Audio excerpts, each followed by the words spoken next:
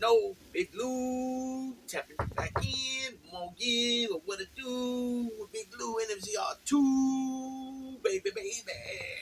Bye. So check it out. As you can tell from that thumbnail, that's none other than Hakeem the Dream Olajuwon, right? Um, a little background. He's born in uh, January of 1963 in Lagos, Nigeria. 7-footer, 255 pounds. Um, he was originally a soccer player. Um, he did not play basketball until he was, I think, 16, 17 years old. Uh, and again, I'm thinking maybe he didn't even play basketball until he was discovered in Africa, and then they started working with him uh, to play basketball just before going to the University of Houston. Um, he's been a big figure in the state of Texas, especially the city of Houston, because he played for the University of Houston Cougars and then was drafted by none other than the Houston Rockets, right? Um, keep in mind, Houston Rockets had the first pick in '83, and they drafted 7'4" Ralph Sampson out of Virginia, and then drafted the following year, '84, drafted Hakeem Olajuwon, the number one pick in the '84 draft. Also in that '84 draft was none other than MJ, um, who went third. Second pick was Sam Bowie, who ended up he was a good college player in Kentucky, but ended up being a bust in NBA because he couldn't stay free of injuries. He was constantly having knee problems, which ended up wrecking his career. And the thing about that is that, some people might say, well, that was unfortunate. He became a bust. But no, the fact was he already had problems with leg injuries, knee injuries in college as well. So Portland took a big shot drafting him, right? And if you look at things, at the time, if they would have picked, if Portland would have picked Michael Jordan, they already had Clyde Drexler, who was a damn good player. Um, I mean, at the time, if you look back in the 80s, from 85, when Jordan came out in 84, but if you look back at the time from 84, 85, all the way up until almost the mid 90s, if you look at the stats, yeah, MJ, of course, is above everybody else, averaging 37 points a game, 32 points a game, 30 points a game, 35 points a game. He's averaged in different seasons at the end of the year. Clyde was a 20 to 22 point guy a game, maybe 24 a few seasons. But they were stacked at the guard position with Portland. They had Terry Porter, they had Clyde Drexler, they had uh, Paxton. You know what I mean? So for them to pick up another two guard, it didn't make sense for them at the time. And we're talking about '84 basketball. A lot of people at that time believed you build your nucleus around the big man, because back then big men were a big part of the offense, right? Think about it. You got Olajuwon, you got uh, Patrick Ewing came out in the next draft, '85, first pick overall for the Knicks. You got David Robinson, the Admiral, Shaq, Lonzo Mourning, Brad Daugherty, Kevin Duckworth, Mark Eaton. Who else was around back then? Robert Parrish. Billy Joe Carroll. He had some damn good seasons for a minute there. And then you had a lot of guys like James Edwards and uh, Bill Cartwright, who were old school vets, that were, still had a nice role to play, right? And if we go back before Olajuwon and all them, like I said, Ralph Sampson came out the year before. Ralph Sampson was a beast. I mean, you're talking about a guy 7'4" that's spreading the floor and running that floor from East Coast to West Coast like a guard would. I mean, he could take the ball, a rebound from the defensive end of the court, and shoot all the way down to the off to their side of the goal of the court, on the goal, and just put the ball in the dunk it like nothing. You know what I'm saying? And fly over people too. You know, Ralph Sampson was a beast, man. Unfortunately for him, he got injured, and then we got him. The Warriors got him, right? But if you look before that, like I said, Robert Parrish was, he came out before these guys. Artis Gilmore, Kareem, obviously, Wes Unseld, Bob Lanier, of course, Wilt and Bill Russell and Willis Reed. There's a lot of dudes that were big time centers. And like I said, the idea of basketball was the big man. You know what I'm saying? A big man. You might even have a power forward, 6'10" power forward down there, so such as the Elvin Hayes or something like that. And the idea was feed the ball down low in the post to the big man, right? And a couple of these big men, number one is Kareem, right, with his skyhook, but the dream shake by Akeem Olajuwon is one of the top notch, most deadliest offensive moves in the world of basketball, and I'll explain why later on. Okay, so like I said, he was drafted number one overall in '84 by the Houston Rockets out of University of Houston, which are Cougars, right? That sounds funny, which are Cougars, and so this guy's 7 footer with a 7'6" wingspan. That means his from when he reaches out his arms like this, 7'6". So that means his arms are 6 inches longer than his body, which is that's a plus for a big man, right?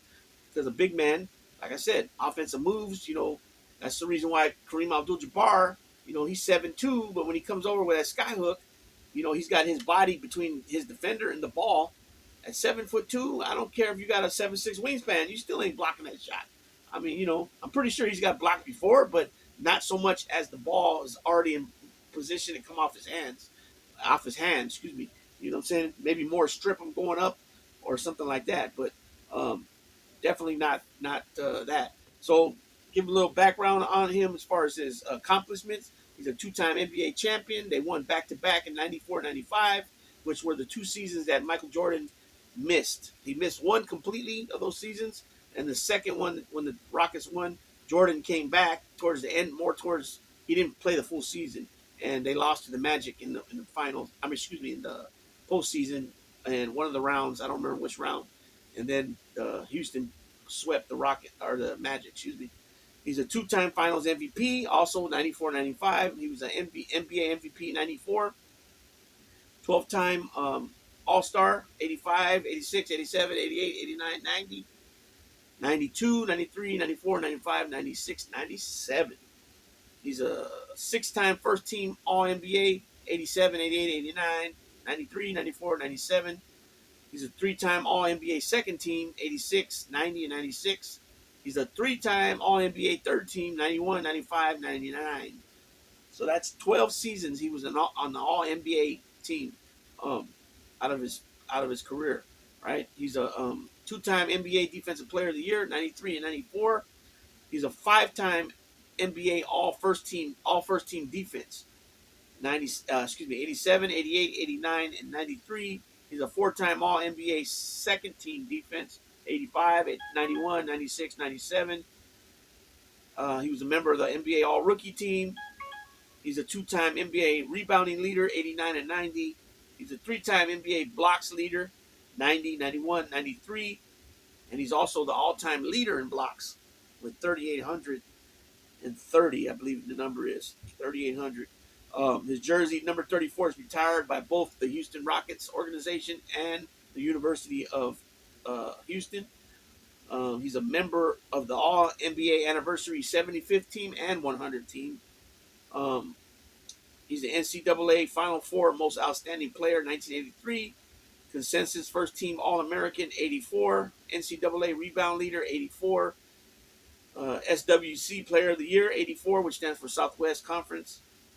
First team All Southwest Conference 84, second team All Southwest Conference 83. He's in the Houston Sports Hall of Fame in 2018. He's in the Texas Sports Hall of Fame 1998. He's also in the Hall of Fame, the FIBA Hall of Fame 2016. And he was enshrined in the NBA Hall of Fame in 2008, right? So he retired in 01, and 2008 he was there. Boom, right? Well, actually 01, 02. So he's a first time on the ballot. He makes it, obviously. He finished with a total of 26,946 points for an average of almost 22 points a game, 21.8 points a game. He finished his career with 13,747 rebounds for an average of 11 rebounds a game.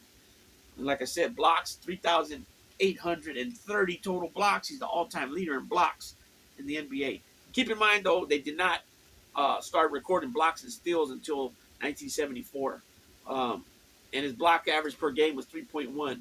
He won a gold medal in the 1996 Olympics in Atlanta, which was considered a Dream Team 2 because 92 was the first Dream Team.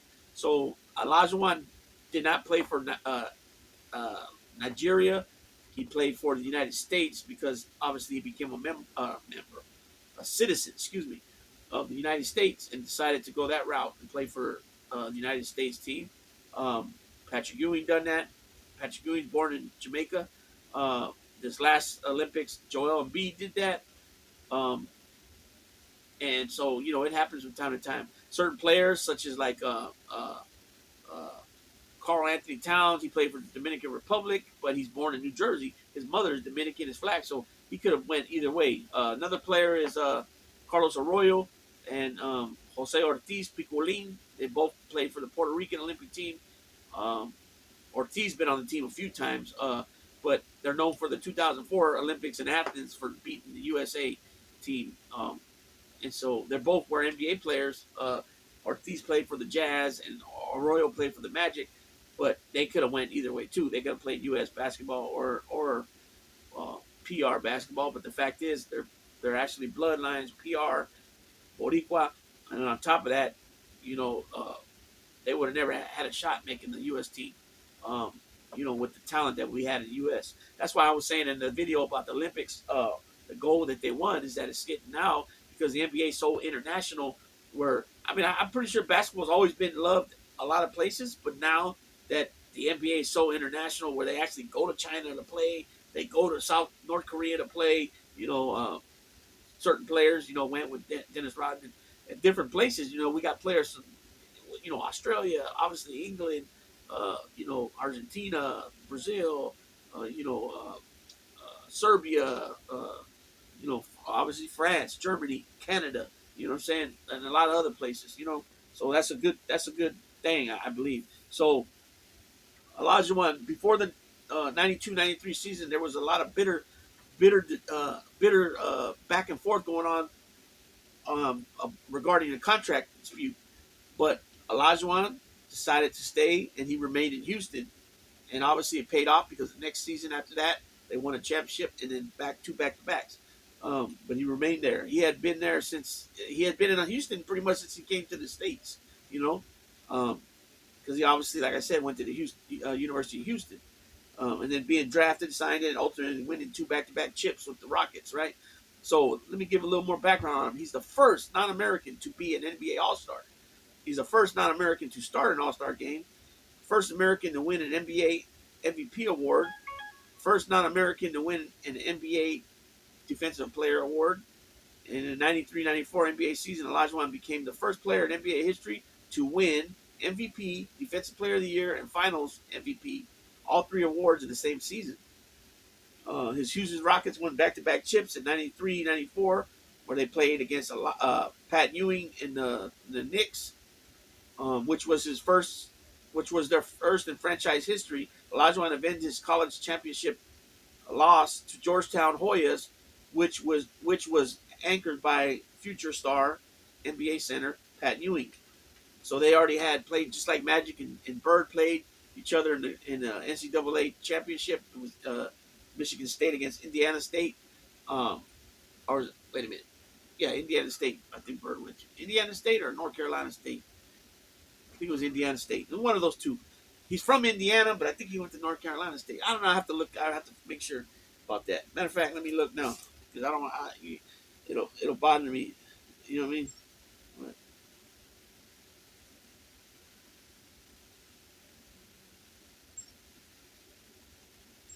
okay, Larry Bird. Larry Bird, right? Larry Bird is a bad mother. Shut your mouth. But I'm only talking about Larry Legend. Larry Bird is. I'll be doing a video on Larry Bird too, but Larry Bird is a badass player. Just a man. He don't get the credit. I mean, if you were coming up if you were coming up in those years, or a big NBA, if you watch NBA basketball at that time, then you would know. You know all about this man. You know what I mean? But if you don't, you just hear, from what you hear people like me say or older people say he went to Indiana State. So He was born in Indiana, raised in Indiana, went to Indiana State, then got drafted by the Celtics. But that's why he was a big part of Indiana Pacer basketball. So, anyways, if you don't know about Larry Bird, other than what you've heard people say or little clips here and there, then you just see you see the obviously the greatness of the shots he makes and all that type of stuff. But I'm talking about actually seeing what he was about up close and personal, not so much at the games at Boston Garden, but watching him as a kid. Right, this dude was bad. You know what I mean?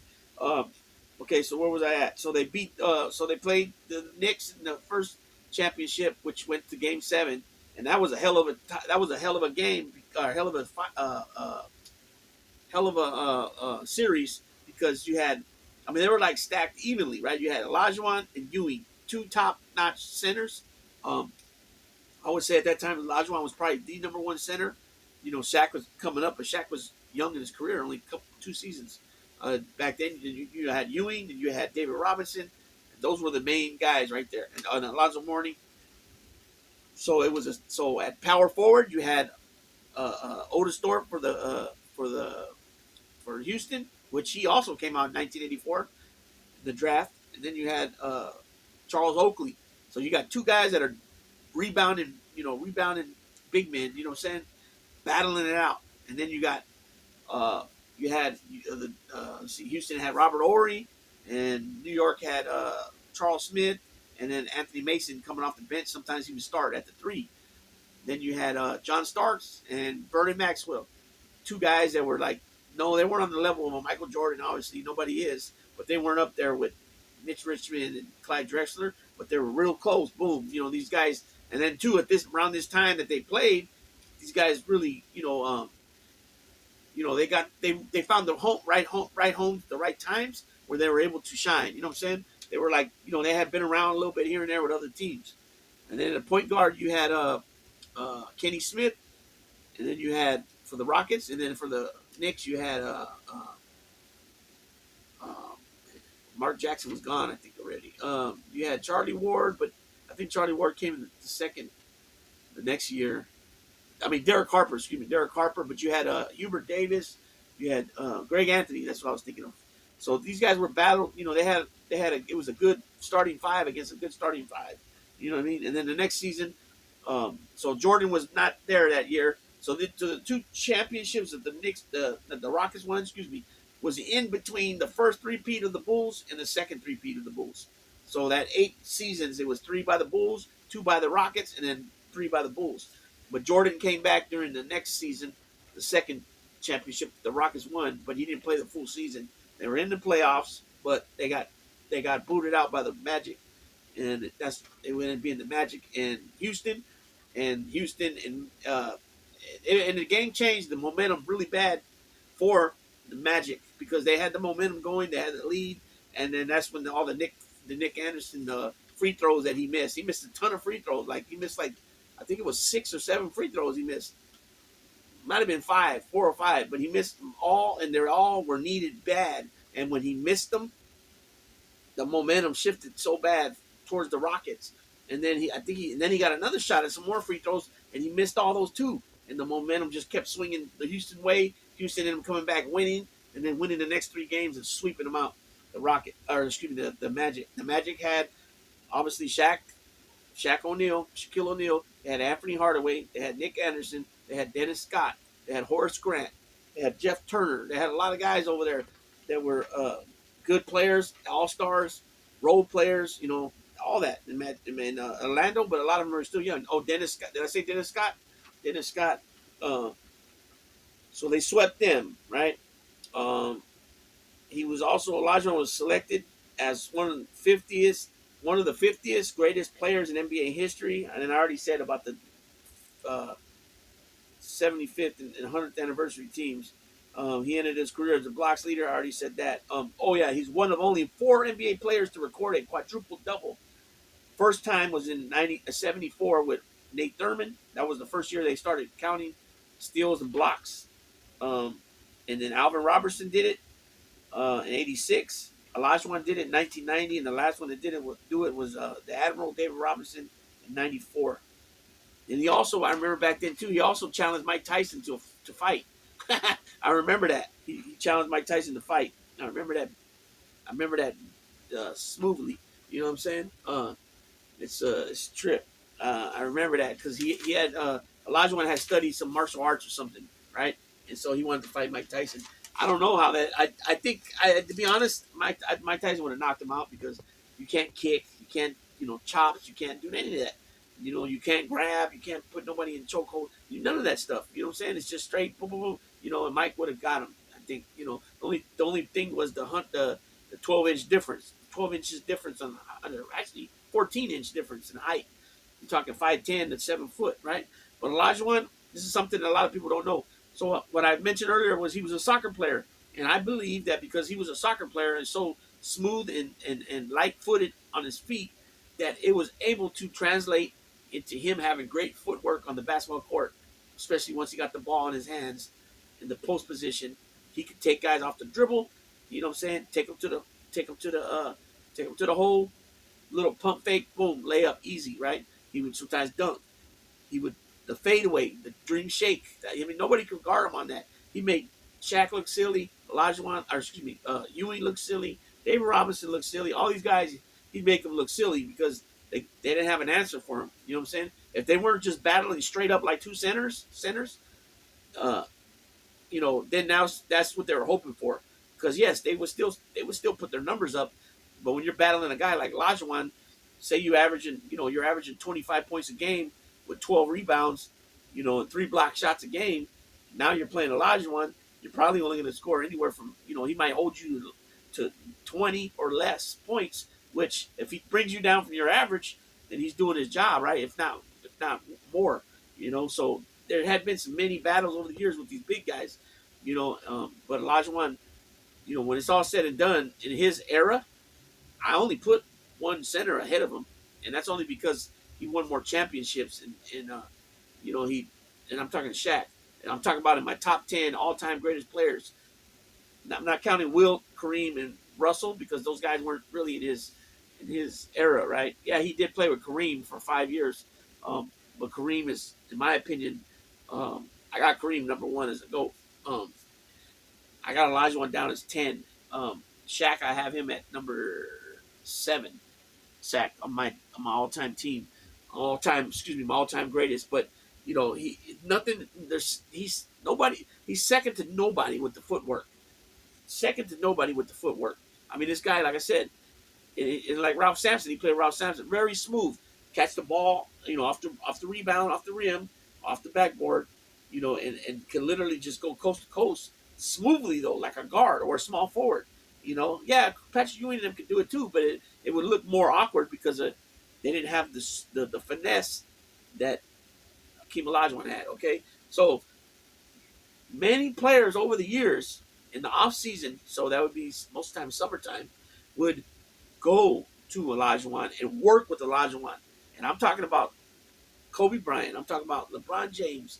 We'll just stick with those two guys since they're both the biggest well-known names, and from this era of basketball besides Stephen Curry, right? When you think basketball, who's the best in basketball? If you've been watching basketball only for the last 10 to 20 years, people are going to say LeBron and Kobe. Those are going to be the two that they're going to be arguing with. Not Michael Jordan. Some might, but majority won't. They'll say LeBron and Kobe, right? Kobe I have down as ninth all time, and I get some shit for that. And I'm thinking in my head, ninth all time out of the thousands of players that played in the NBA, I have this guy down as 9. Damn, I'm screwing up that bad. Like, but anyways, I digress. That ain't what I'm speaking of. So these two players, because this is what I say too, like with John Morant. John Morant ain't gonna be able to continue to be trying to play power ball. Going to the hole, trying to power over big men. He's gonna get hurt, right? He's been injured already a few times. Kobe Bryant, same thing. He got hurt before. Michael Jordan used to be, power, take it to the hole, slam. They all change up when they get a little older, and they bring the finesse into the game, the turnaround jumpers. Both Mike and Kobe did this, right? And so they got not Jordan, but Kobe and LeBron. I know for sure, and I even think Kevin Durant went and met with and worked out with Olajuwon during summers for their footwork. I don't know about Durant. I'm just throwing it out there. I'm not sure about him, but Kobe I know, and LeBron, and there's been other players over the years. They say have done that too. I can't remember their names right now, but that's because, like I said, the dream shake, the shake dream, or what do they call it? The dream shake is one of the top offensive moves ever. And this dude was smooth on his feet, man, with pump fake. You know, he would go this way and just easy layup. You know, he'd take the ball down, he'd bring it around, he'd, put his back to the goal, in the post position, and then just fake this way, turn around, fade away jumper, the dream shake. And it was very hard for people to contend that shot. And that's why he's down as one of the greats ever, right? He almost had a near perfect season in that 94 season when he won everything, except for he was third in scoring. If he would have been first in scoring, it would have been a perfect season for him because he won the MVP. He won the finals MVP. He won the defensive player of the year. He won uh, finals MVP, defensive player of the year, the finals, yeah, the regular season MVP, and he led the league in blocks. I also believe that he's the only two guys to ever do that is Jordan and him. I believe the only two guys that win the finals MVP, the regular season MVP, and the defensive player of the year is Michael Jordan and Hakeem Olajuwon. That was one thing I forgot to throw in there. But and this was a guy that when I was growing up, he wasn't my favorite player growing up. That was Charles Barkley, which I was going to start off the videos with Charles Barkley, but I watched something on Hakeem yesterday that I had to talk about Hakeem first, because when it's all said and done, he's got 2 rings. He's one of my top 10 players all time, and even though Charles Barkley was my favorite player, personal favorite player, he's not in the top 10 of all time. Um, it's just because of injuries, the way he decided to play and work, it deterred him from having a better career, in my opinion. Um, it just is what it is, what happens. Shaq too. If Shaq would have been more, if he would have had more of a disciplined regimen in his workout and the way he treated himself, he would have been more dominant than he was. I mean, as far as long term domination, because when he got a certain age, he didn't, he